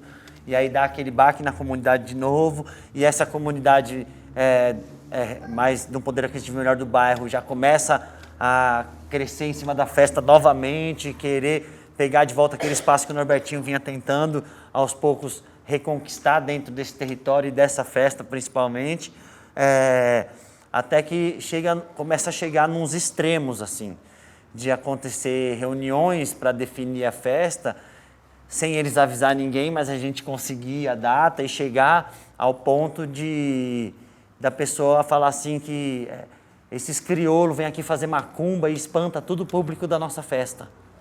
Sabe? A esse ponto, assim. E aí, a gente se organizar, né, a família organizar, e na próxima reunião hackear o dia, a hora, porque ninguém conta, mas dá um jeito de descobrir, e levar a imprensa, e botar gravador na cara dele, e botar filmadora na cara dele, e ele fala assim, nossa, mas vocês são muito violentos, por que vocês querem resolver as coisas assim, não podia conversar? Tipo, mas tanto tempo tentando conversar, tanto tempo tentando dialogar e ouvir esse tipo de coisa, e aí do poder público na época, né, nessa época ainda havia um lance, não quero ficar mal com nenhum dos dois lados, então vou tentar ser neutro, então a família tentar de toda maneira acontecer naquele espaço de novo, até que 2 anos antes da pandemia, ele se revolta com a família, né, e fala assim, quer saber? Isso 2 semanas antes da festa. Faz vocês aí sozinho. Era tudo que a gente queria, né? Você quer que a gente comemore, né?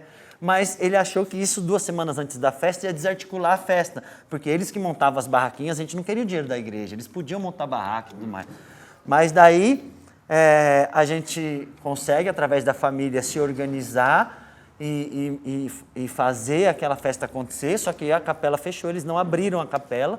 A capela de São Benedito, inclusive, que seu Carmelino ajudou a construir, né? Com a saída deles, a expulsão de todas as famílias do bairro, eles construíram uma capela maior para abrigar a imagem de São Benedito. Porque isso está muito ligado à territorialidade, né? Então não faz sentido você levar o São Benedito embora e fazer a festa dele em outro lugar, porque era ali, é naquele território, né? É por isso que esse lance indígena também diz muito sobre território, né? É isso, não adianta dar terra em outro lugar, é essa terra, porque os antepassados passaram ali, né? A ancestralidade está fincada ali. Então, eles construíram a capela maior para abrigar o São Benedito e voltar naquele bairro fazer a festa, né? E deixando ele no lugar dele. Então, 2 anos antes da pandemia, a gente faz a festa com a capela fechada, mas não deu tempo, né, da gente organizar a missa. No 2º ano, eles não deram a chance da gente organizar a missa também. Falaram que a capela vai estar fechada, tudo bem, está fechado. Só que nesse ano, a gente conseguiu o padre, conseguiu falar com... Esse ano, 2022. 2022.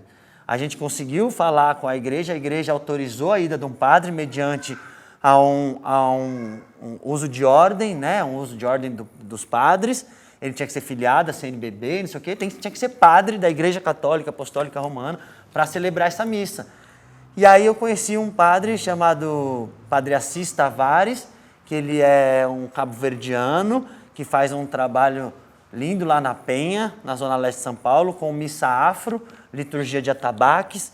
E aí ele celebra a missa também lá na Penha, onde tem a capela lá da Nossa Senhora dos Homens Pretos, da Penha de França, uma vez por mês tem a missa afro, e não é missa afroculturada, é missa em rito africano. Assim, é diferente, não tem simbologia, a missa é africana, sabe? A homilia traz sobre isso, né? Tipo, e ele manda tudo que pedem, ele já começa a achar estranho porque a igreja pediu que a igreja onde ele era padre mandasse alguma coisa autorizando ele a realizar a missa afro. Tipo assim, ele falou, mano, por que eu tenho que ter autorização para realizar uma missa afro? Se não fosse afro, precisa de autorização também? Tipo, eu sou padre, eu vou fazer uma missa, não preciso disso. E aí, a igreja, não, tudo bem, com isso aí que vocês mandaram, tá legal, no dia pode deixar que 5 horas vai ter um cara lá e vai abrir a igreja. Chega no dia, e aí, não, tudo certo, 5 horas o cara tá aí e vai abrir a igreja, tá tudo certo, beleza, mandou tudo que precisava, legal, da hora legal. E aí, chega no dia, 4 horas nada de ninguém vir, 5 horas nada de ninguém vir, 5h30 nada de ninguém vir, 6 horas nada de ninguém vir. A missa começou, ninguém veio abrir a capela, a gente já entendeu o recado também, né? E aí ele celebrou a missa no maior disposição, na escadaria da capela, com a liturgia de atabaques, com todo mundo, senhores de 100 anos, 70, 80 e crianças de 3, 5, enfim, no relento, num bairro super frio, meio do mato, assistindo aquela missa, assim, foi super significativo, porque foi muito bonito, óbvio, mas não era para ter acontecido. Seria muito bonito se não tivesse cabendo na igreja ele falasse, vamos sair lá fora, né? Mas não porque a igreja não abriu, né? A igreja não abriu. Ele estava rezando isso agora, 2022. Está nas redes sociais do Caiu na Rede é Samba. Um pedaço grande da fala dele, fala forte, né? E assim, esse ano foi muito interessante porque a gente pôde organizar a festa da maneira que a família do Cururuquara achou mais interessante. Então, não teve sertanejo novamente, não teve bingo, teve comunidades de samba fazendo samba. Foi Vinhedo, foi Campinas, foi Mauá, e todo mundo se encontrou lá, e outros sambadores da região e diversos outros grupos se encontraram lá e festejaram, né? Essa é a ideia, né, de cultura popular, principalmente, né, espontaneamente, sem um começar, outro terminar, outro entra, outro sai, não. Todo mundo celebra junto.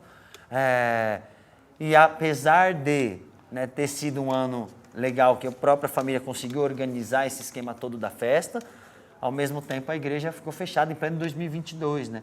Então a gente está falando de uma coisa que não ficou lá atrás, está rolando ainda hoje em dia muito forte, né? Ainda acontece. E o Cururuquara passa por esse processo da festa estar resistindo para existir, né? Mas independente desse acontecido, a festa esse ano realmente foi muito bonita, né? Para quem esteve lá assistiu, foi uma festa muito bonita mesmo. A reza cantada na capela de baixo, que é a capela de São Benedito, normalmente só está o pessoal da família. Esse ano tinha tanta gente que eles tiraram o andor para fora, foi a primeira vez que isso aconteceu. E a reza cantada aconteceu do lado de fora, porque não cabia dentro da capela menor. Então o andor de São Benedito ficou na porta e a galera tudo. Então assim, foi muito bonito, sabe? Foi muita gente, foram muitos outros grupos, comunidades de samba também. Então a festa aconteceu, mas desse jeito. Só que a gente procurou a Defensoria Pública, a gente está sendo assessorado por eles para não deixar que isso fique só por isso, né?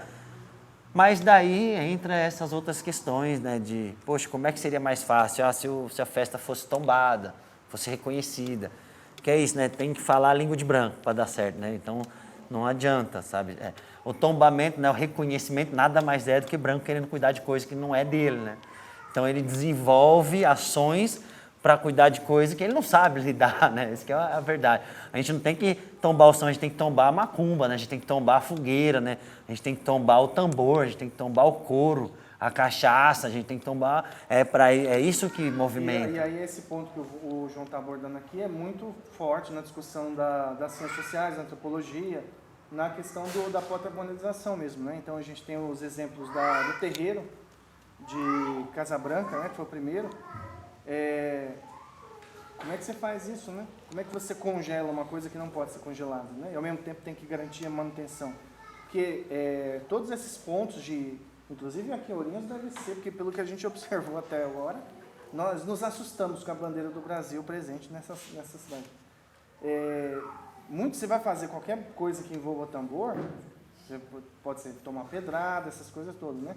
E é daí que eu parti para fazer a pesquisa, então, né? Encontrei a comunidade do Cururuquara, e aí na comunidade do Cururuquara tem esse problema, que a gente chega até o século XIX.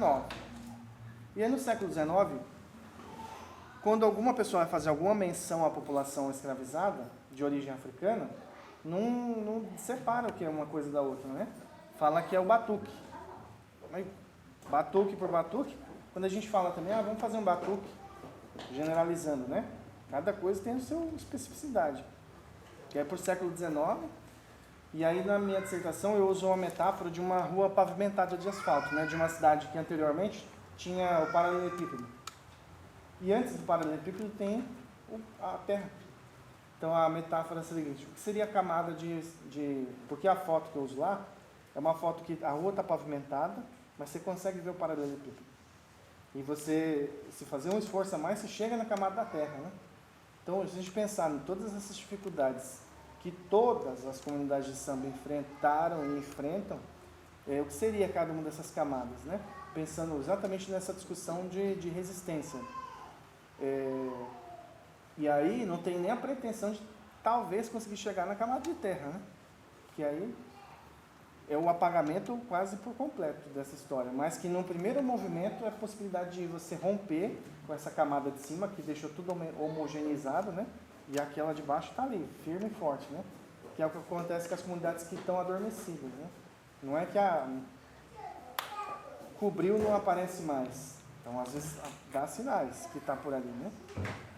Então, muitos dessas abordagens que o João pontua aqui, que é o que a gente observa, vivencia, experiencia, alguns autores decoloniais usam, inclusive categorizam alguns termos mesmo, né?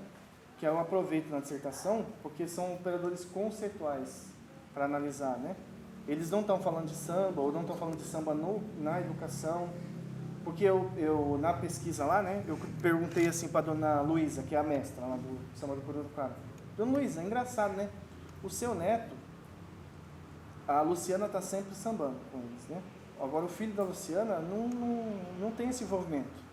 Mas quando tem esse samba do Grito da Noite no centro da cidade, ele pega o chocalho e vai lá tocar o chocalho, né? Eu falei, mas por que isso acontece? Esse movimento da nossa sociedade hoje em dia, né? A Pérola também falava bastante isso, porque antigamente você tem essa figura do mestre, que é aquele que instrui, né? Da vivência. A gente está muito na teoria, né? Mas a ideia é que você vai experienciando e aquilo vai adquirindo, vai reverberando em você, né? E você vai adquirir a dança, o canto, o improviso, de estar ali no dia a dia. E aí a gente vem para um mundo do dia a dia muito louco, né? Que a gente está até por aqui, assim, de muitas coisas, a gente às vezes não vive mesmo o momento, né? A gente está já pensando no momento seguinte, e o que ela me disse foi isso, assim, eu ia sambar, a Luciana no meu pé. Então esse aprendizado familiar, o João também falou de família, mas não é a família burguesa, né? É essa família dos que comem junto. Isso é muito importante, né? Para a cultura bantu também tem muito isso, sim. A família é quem come na mesma mesa que você, né? A família, ao contrário do que todo mundo fala, a gente escolhe, né? Não é assim, a família a gente não escolhe. É quem está com nós, né? Quem caminha com nós, quem come na mesma mesa que a gente, quem caminha com a gente, né? Então, entender que família é isso também, né? Também faz parte dessa ancestralidade também. Mas, trazendo um pouco a questão musical que a gente estava abordando, né? Do que se perdeu no Grito da Noite, tem algumas coisas que são interessantes, assim. Como eu falei, tem os sotaques dos sambas, né? Hoje em dia, a gente tem diversos grupos que lidam com o samba, e cada um tem uma especificidade, né? Como o Daniel falou e como a gente está falando. Agora, tem alguns que se parecem mais, né? Por exemplo, se a gente pega o sambalenço de Mauá, o sambalenço de Mauá é diferente a levada do samba de Pirapora, por exemplo. Mas se a gente pegar as duas da bumba, fazem a mesma célula rítmica, por exemplo. O que muda é o swing da caixinha, do guaiá.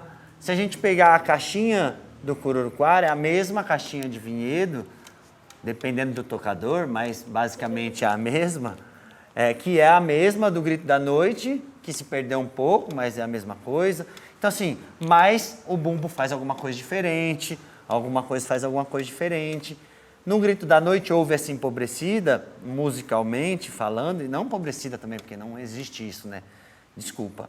Na verdade, há uma diferenciada, se diferenciou, né? Tirou um pouco mais da célula, mas ainda se manteve a levada muito parecida do que é o de Vinhedo, por exemplo. Eu uso de Vinhedo de exemplo, porque quando eu ouvi Vinhedo a primeira vez, foi muito louco, assim, porque eles têm uma pegada diferente e que é muito parecido com o que o Mário de Andrade falou, por exemplo.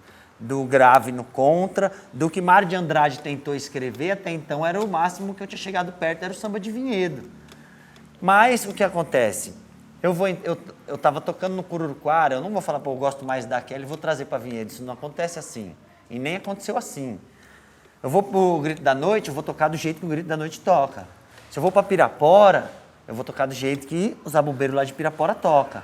Né? Porque a gente entender que esse sotaque também é respeitado, sacou? Mas o que aconteceu no Cururuquara? O Cururuquara estava com uma levada igualzinha do Grito da Noite, mais simplificada. E o bumbo ainda mais para trás, hein? Mais para trás. Diferente do que o Mário de Andrade fala também, que é aquela coisa mais para frente. Aí, uma vez, a gente fez uma feijoada no Cururuquara e convidou os grupos, as comunidades de samba para participarem. Mas vai ter samba? Não sei, é uma feijoada, vem aí, vamos comer, né? A ideia é que a coisa aconteça espontaneamente, né? Para tirar da moldura, né? Que acontece, né? Sesc chama, é muito bom, né? Outro lugar chama, a comunidade para sambar é ótimo. Mas já pensou isso acontecer espontaneamente também é legal, né? Então, posso levar o bumbo? Pode, fica à vontade, seu Genorfo. E aí fizemos uma feijoada e foi todo mundo para lá. E aí comeu, todo mundo comeu, aí um achou primo do outro. O seu João Damião era primo da dona Mariazinha do Cururuquara, sabe, não se via desde pequeno.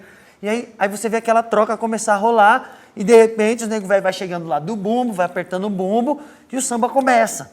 E aí os únicos zabumbeiros mais velhos que eu conheci foram seu João Damião, seu Agenor, seu Ramiro. Foi os três que eu vi tocar. Né, o Alceu, que é uma geração mais nova, mas também é mais velho, mas esses, para mim, são as referências de zabumbeiros. Né, seu João Damião, seu Agenor e seu Ramiro.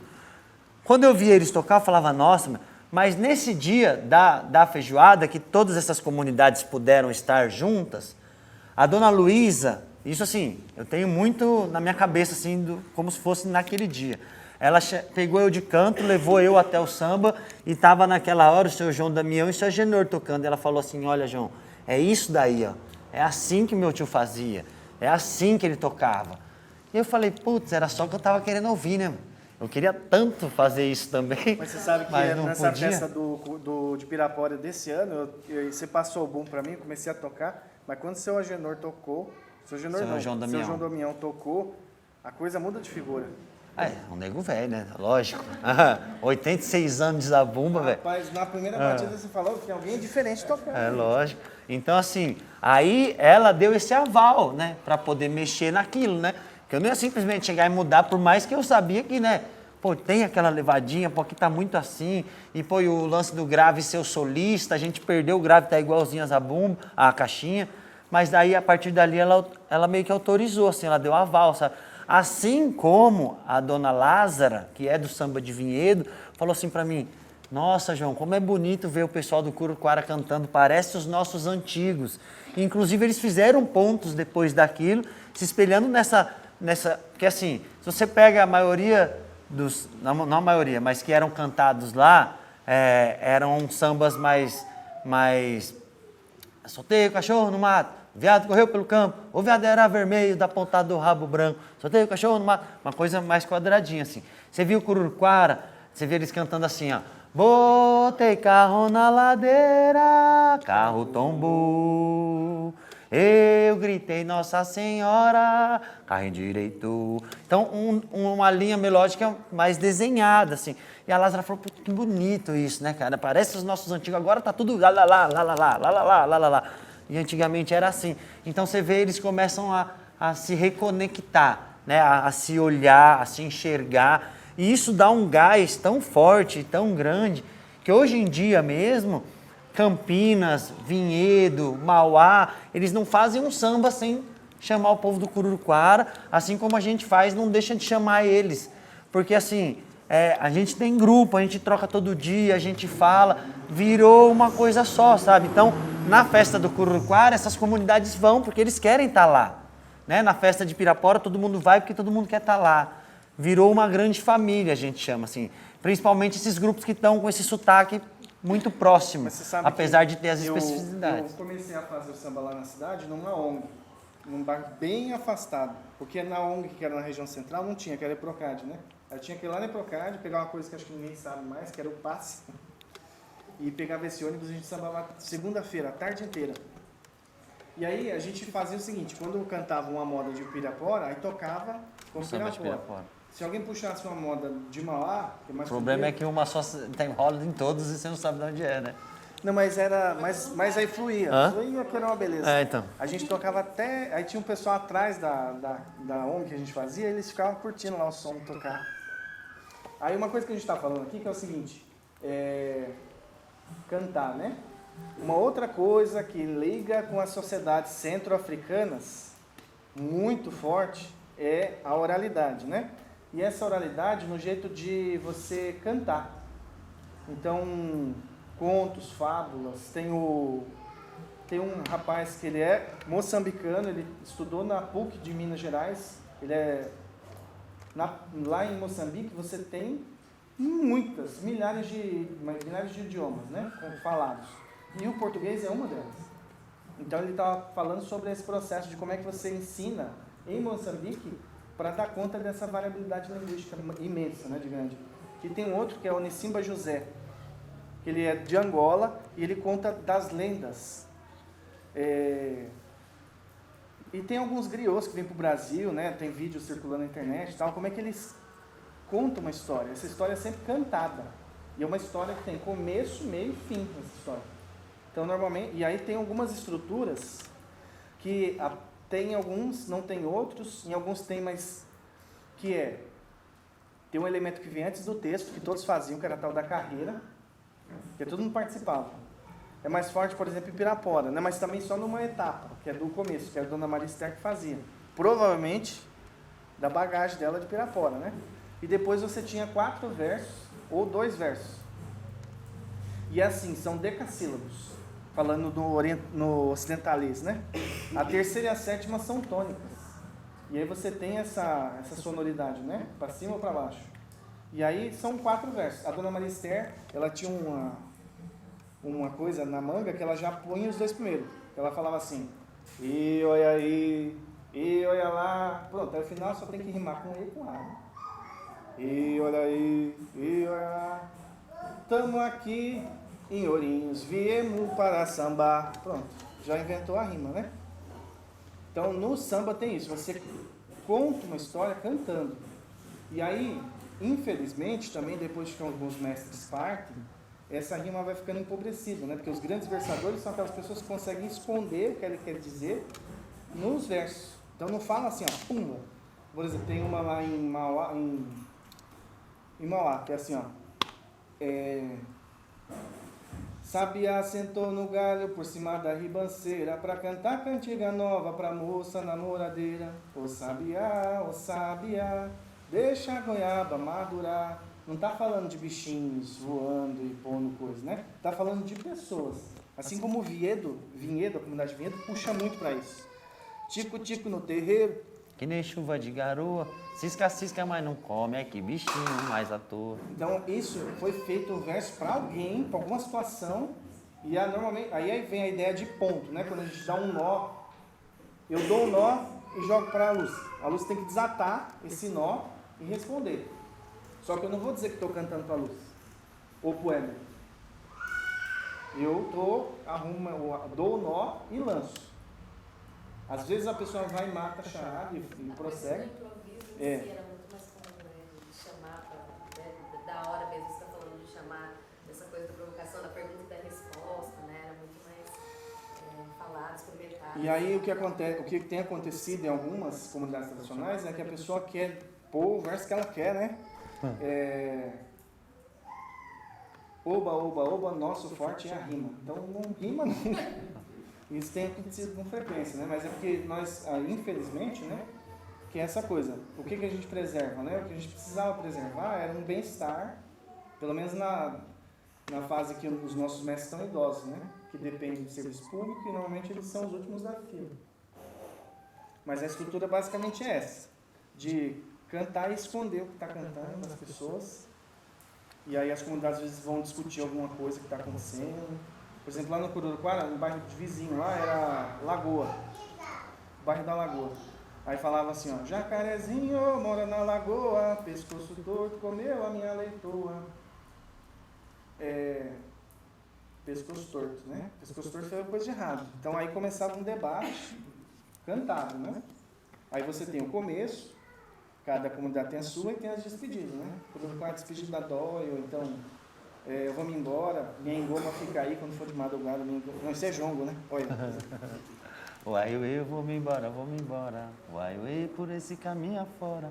Uai, quando chegar em São Paulo, ai meu Deus, uai, saudade do Cururuquara.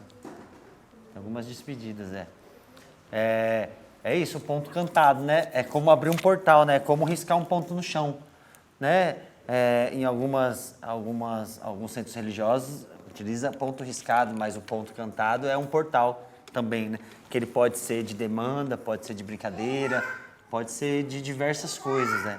Pode ser de tudo e de nada. É isso, é justamente isso que a gente fala sobre algo que está fora dessa ideia, como eu falei, mercadológica, de tempo, de espaço, assim também do que é profano ou o que é sagrado, né? Tudo está no mesmo espaço, tudo está acontecendo ao mesmo tempo e junto. Eu acho que a gente falando demais. E aí assim, pessoal, só para a gente amarrar assim, porque tá meio tarde. Então. A ideia é que amanhã a gente traga outras coisas, né, relacionadas também à confecção do instrumento, né, para pelo menos mostrar para vocês o que é, como é que funciona a confecção. Obviamente não dava para montar uma oficina aqui e cortar as madeiras, furar, enfim, mas a gente vai aprender a fechar, entender como é que e também vivenciar um pouco o samba e algumas outras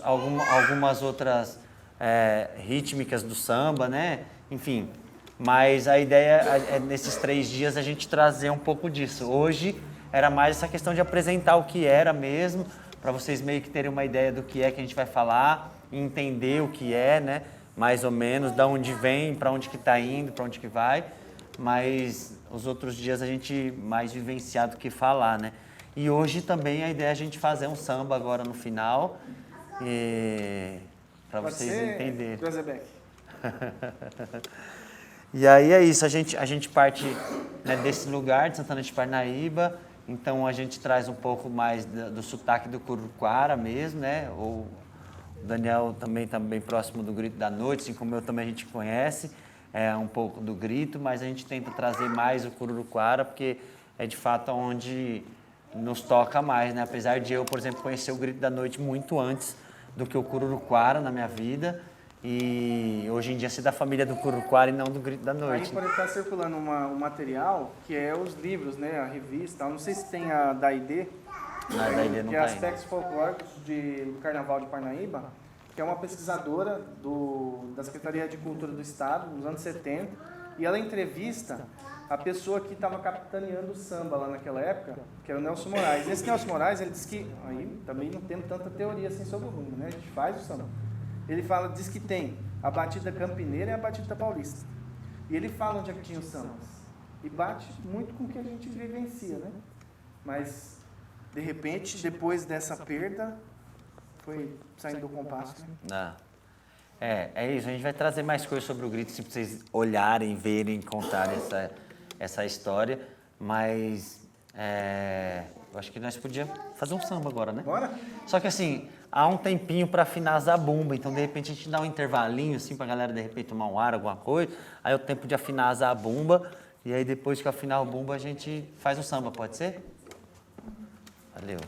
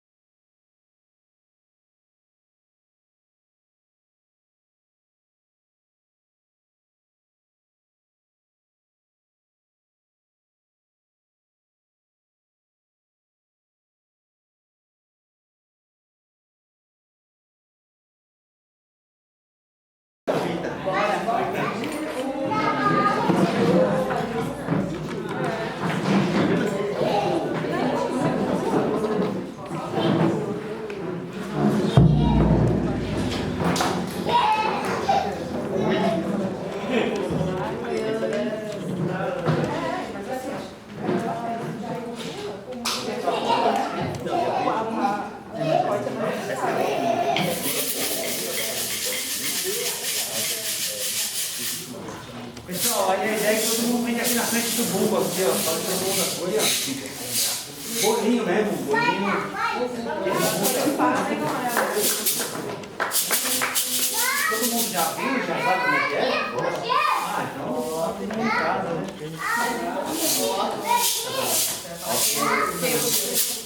Aí sim, eu vou até dar um grau.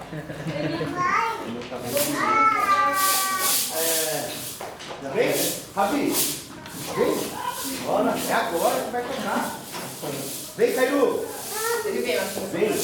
Vai começar. Então, assim, como a gente já conhece, né? O vai bem, sobe e desce, aquela pegada. Cada um do seu jeito, tá tudo bem. Quem quiser cantar, pode levantar a mão, encostar a mão no bumbo, para cantar também, tá bom? Pode ser? Bora nós. Então, pergunta e resposta. Para quem não conhece, a gente propõe o ponto, propõe a pergunta e resposta, aí meio todo mundo vai sacar assim. Oi, abre a roda, deixa a Ema passear. Aí todo mundo repete. Oi, abre a roda, deixa a Ema passear. Mas pode ser melhor. Oi, abre a roda, deixa a Ema passear. Oi, abre a roda, deixa a Ema passear. Ê, peito de pombo, coração de sábia. Ê, peito de pombo, Coração de sábia, ê, peito de pombo, coração de sábia.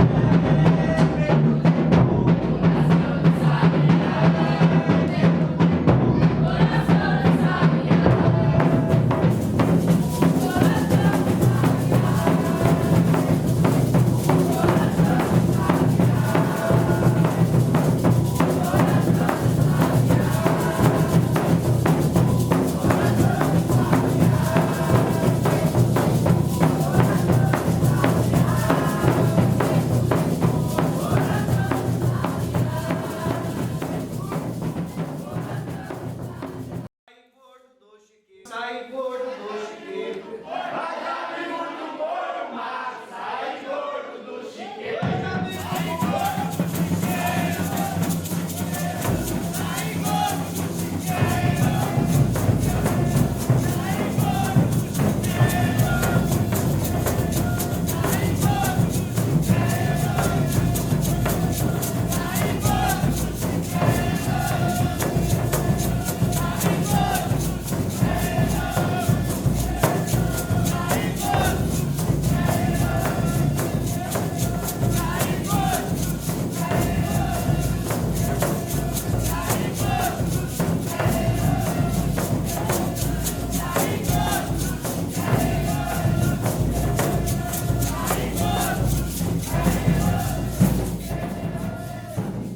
Na festa de Pirapora, quem achar um lenço é meu. Amarra das 4 pontas, foi Paulista que me deu.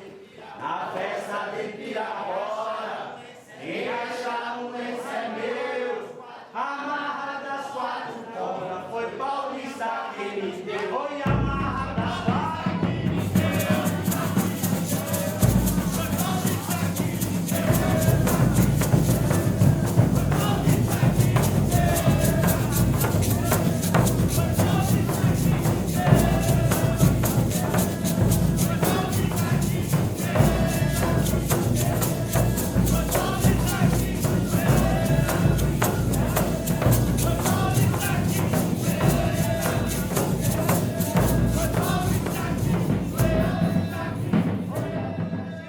Olha minha gente, escuta o que eu tô falando.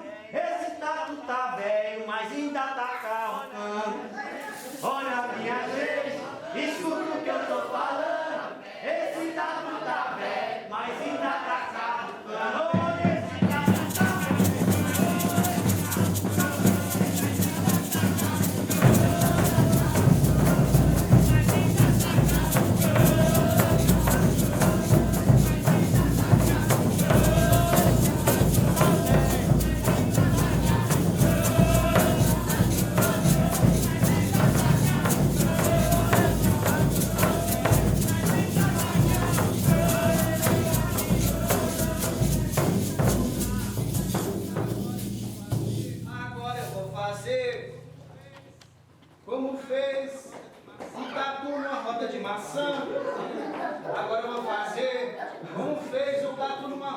maçã.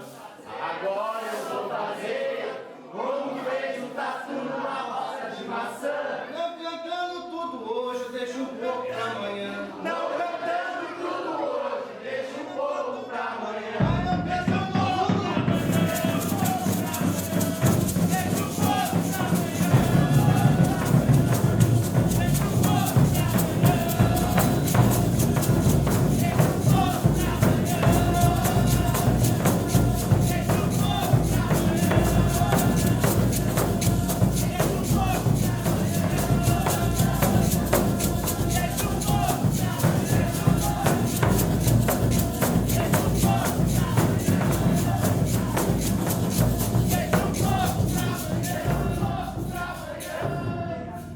Eu plantei a minha roça e o tatu tudo comeu.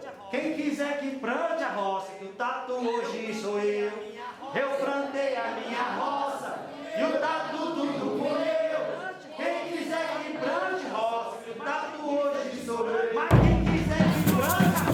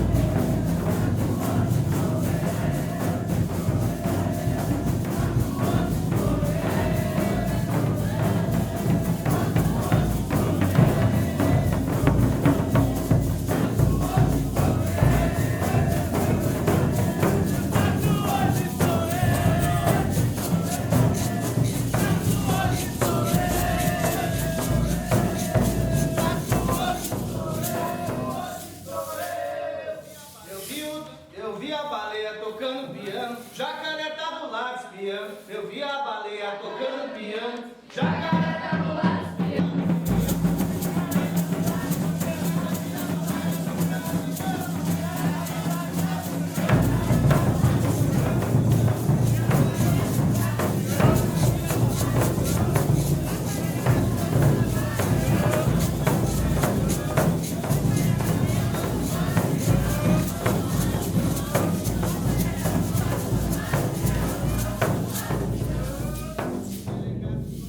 Se o delegado soubesse o gosto que o samba tem, largava a delegacia e vinha samba também. Se o delegado soubesse o gosto que o samba tem, largava a delegacia e vinha samba também.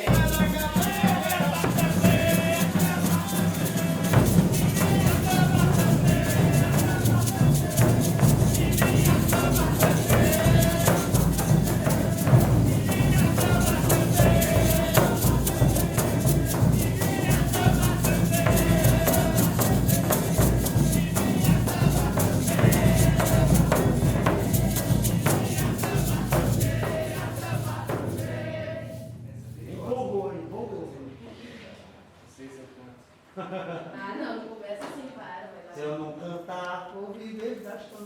Então vamos lá, o negócio é o seguinte. Sorocaba é tetá, Sorocaba é Serafina, Campinas é Tafetá, Ourinhos é o purgatório, onde as almas vêm penar. Ourinhos é o purgatório, onde as almas vêm penar.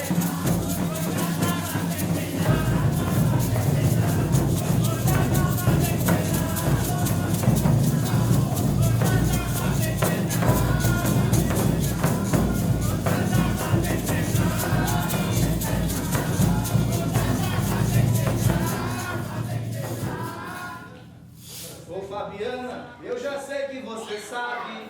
Ô Fabiana, Eu já sei que você sabe. Mas nada no mundo paga o valor dessa amizade. Mas nada no mundo paga o valor dessa amizade.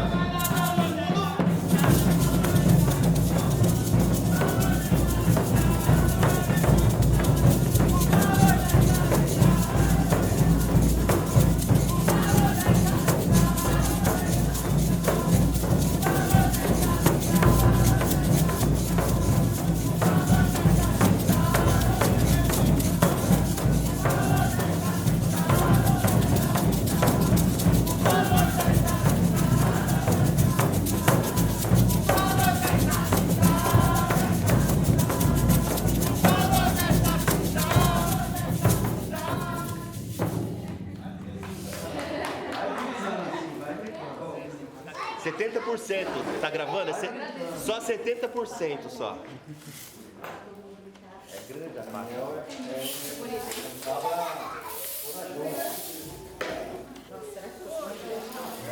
Oi, oro nega, oi, oro nega, oi, oro nega, nega, nega, oi, viva a penha. Oi, oro nega, oi, oro nega, oi, oro nega, nega, nega, viva a penha. Oi, oro nega.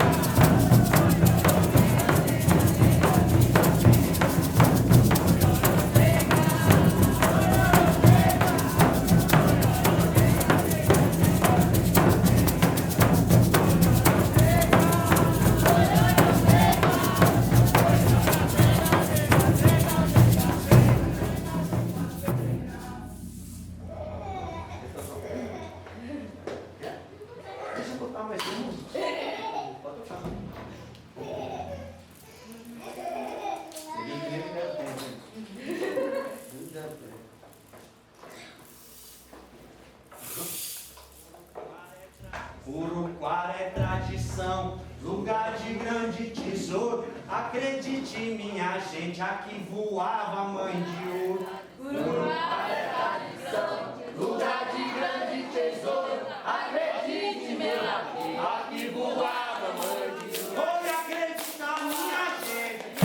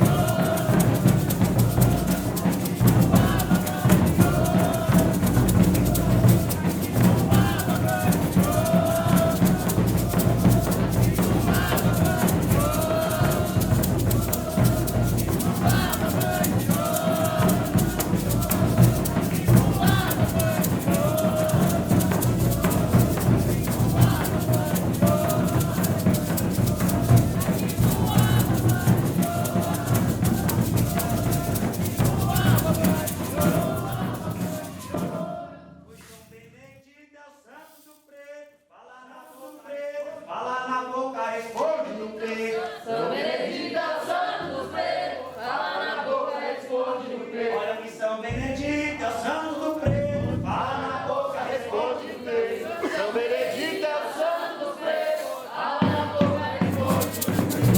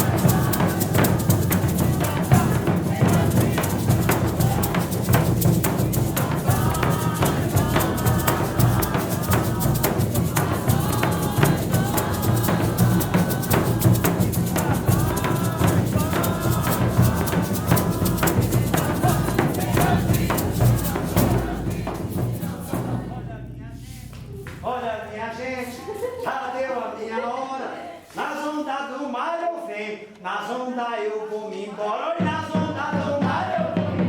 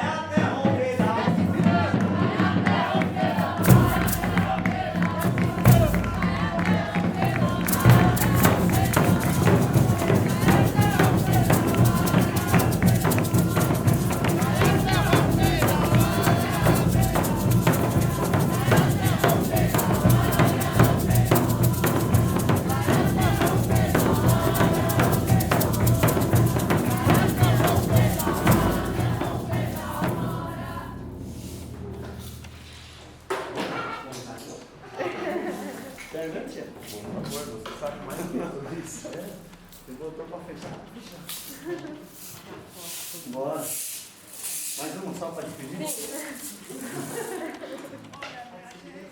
Olha, minha gente, já deu a minha hora.